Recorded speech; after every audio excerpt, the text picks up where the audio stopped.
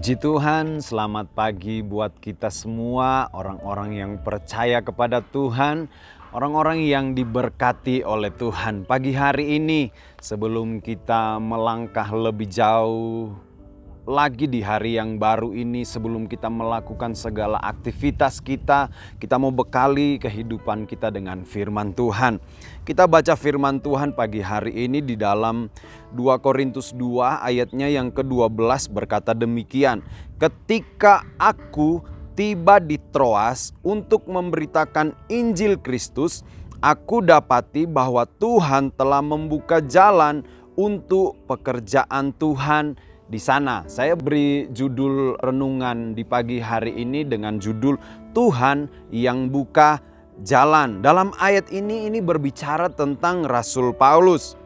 Dan dikatakan di sana Rasul Paulus di saat dia tiba di Troas memberitakan Injil, dia mendapati bahwa Tuhan telah membuka jalan untuk pekerjaan Tuhan di sana.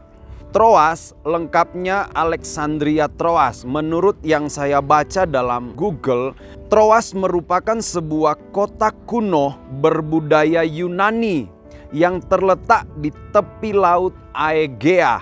Laut Aegea adalah sebuah cabang laut tengah yang letaknya berada di antara Yunani dan Anatolia. Itu seperti yang saya baca. Jadi pada zaman Romawi, Troas ini menjadi pelabuhan utama yang menghubungkan antara Asia dan Eropa. Jadi Rasul Paulus berlayar ke Eropa dari Troas ini. Demikian pula dia sebaliknya kembali ke sana di saat dia dari Eropa. Kembali ke ayat tadi, dikatakan di sana, setelah Rasul Paulus tiba di Troas, Tuhan telah membuka jalan untuk pekerjaan di sana. Pekerjaan yang dimaksud di sini adalah pekerjaan Tuhan. Pelayanan Rasul Paulus, pemberitaan Injil Kristus. Enak ya saudara ya.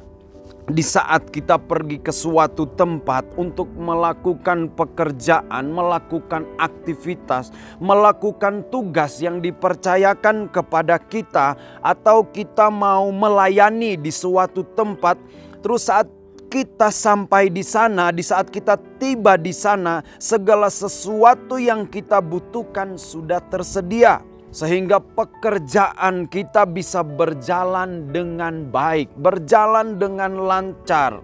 Atau pelayanan kita semua itu berjalan dengan lancar. Ini yang dialami oleh Rasul Paulus saat dia pergi ke Troas untuk melakukan pekerjaan Tuhan, untuk melakukan tugas pelayanannya. Tuhan sudah membukakan jalan buat Paulus melayani di sana, melakukan tugasnya di sana.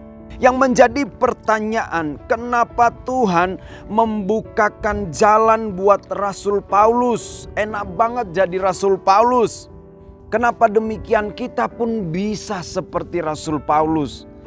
Tuhan selalu membukakan jalan di saat kita mau melakukan segala sesuatu di suatu tempat atau mau kemana aja, itu rasanya jalannya enak, mulus. Sudah disediakan semua oleh Tuhan. Kenapa demikian? Satu saja yang saya mau sampaikan, yaitu apa? Karena Rasul Paulus memiliki keintiman dengan Tuhan. Rasul Paulus ini memiliki keintiman dengan Tuhan. Rasul Paulus bergaul karib dengan Tuhan. Rasul Paulus bergaul akrab dengan Tuhan. Rasul Paulus ini bersahabat, ini adalah bergaul karib bercerita waktu sahabat yang sangat dekat, sangat mengerti dengan sahabatnya. Ini bukti Rasul Paulus ini memiliki keintiman dengan Tuhan.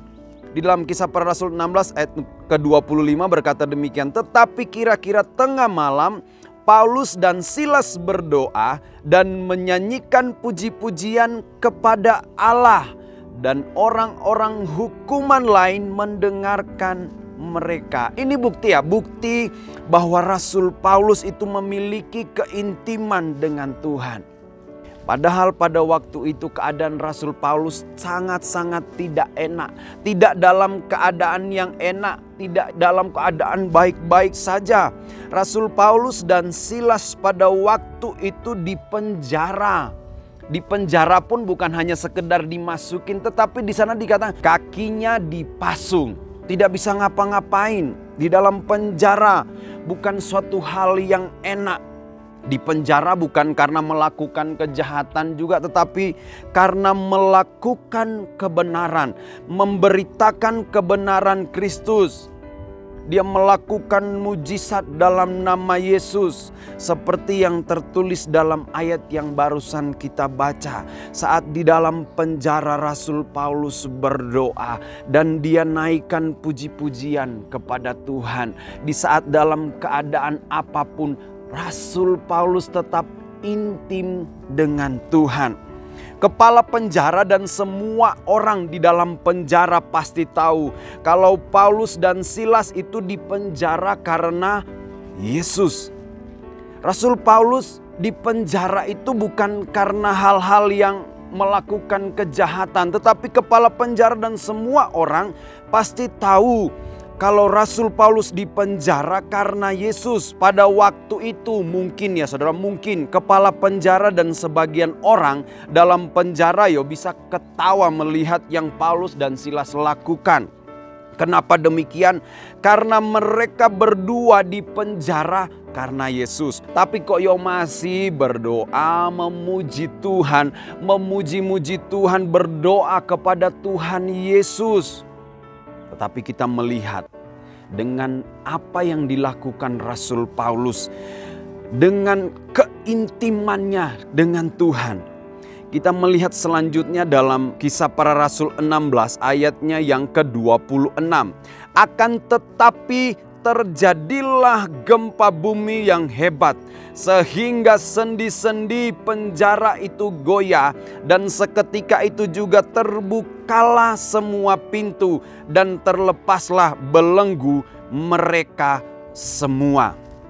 Tuhan bukakan jalan di saat Rasul Paulus intim dengan Tuhan. Dan kita melihat di dalam Kisah Para Rasul 16 ayat yang ke-40. Lalu mereka meninggalkan penjara itu dan pergi ke rumah Lydia, dan setelah bertemu dengan saudara-saudara situ dan menghiburkan mereka, berangkatlah kedua Rasul Paulus. Di dalam awal ayat tadi berkata, lalu mereka meninggalkan penjara itu. Rasul Paulus yang tadinya di dalam penjara, dia di saat keadaan yang tidak enak, dia memiliki hubungan yang intim dengan Tuhan, dan Tuhan lakukan mujizatnya. Tuhan bukakan jalan buat Rasul Paulus.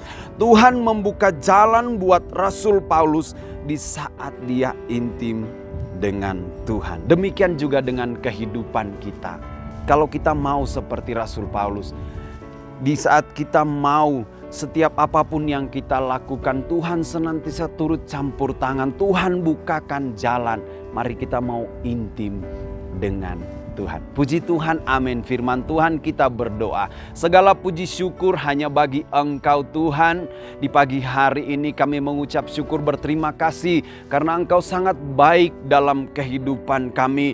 Kalau Tuhan masih izinkan kami pagi hari ini memasuki hari ini Tuhan, yang Tuhan anugerahkan dalam kehidupan kami. Kami percaya ada maksud dan tujuan Tuhan dalam kehidupan kami. Dan firman Tuhan sudah datang dalam kehidupan kami pagi hari ini untuk kami lebih intim dengan Tuhan, untuk kami lebih akrab dengan Tuhan, untuk kami lebih mengenal akan Tuhan. Terima kasih Tuhan untuk firman-Mu pagi hari ini. Tuhan senantiasa berkati gereja GPDIC OTW kami Tuhan, beserta setiap hamba-hamba-Mu yang Tuhan telah percayakan melayani pelayanan di gereja kami ini Tuhan. Dari Bapak Gembala, para staf yang ada, pengerja yang ada, diaken yang ada, ada, bahkan semua hamba-hamba-Mu yang membantu pelayanan-pelayanan di tempat ini Tuhan.